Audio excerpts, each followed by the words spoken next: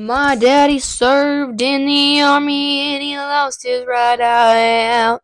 That was my intro. So if that got you hooked, then the rest of the video is only gonna go downhill from here. This is a little book review, if you will. So I'm reading a very, very long, not very, very, but a pretty long book, which has been slow and repetitive at times, and it's very serious and it's a realistic fiction.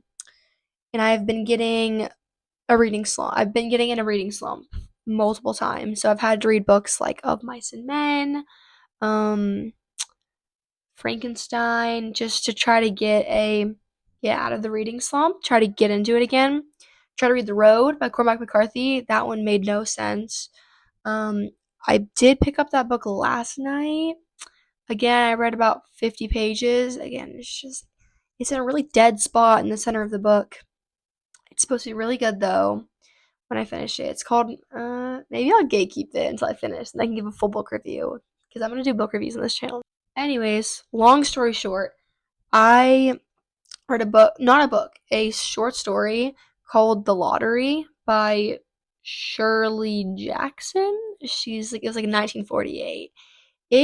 Oh my god. Also, if you don't want spoilers, don't watch this because I'm gonna give a review. I'm gonna try to be pretty straightforward with it.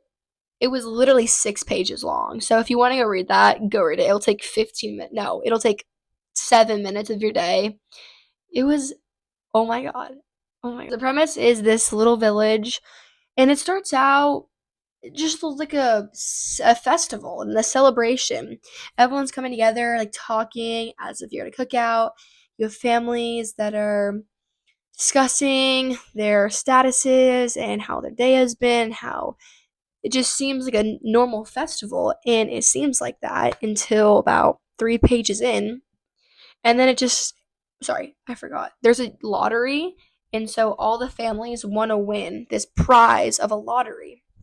And so they're all at a festival, and then the lottery's happening soon because they have to wait for everyone in the whole village to be there because it has to be equal and fair. But once they start the lottery, everyone's super antsy. They all draw.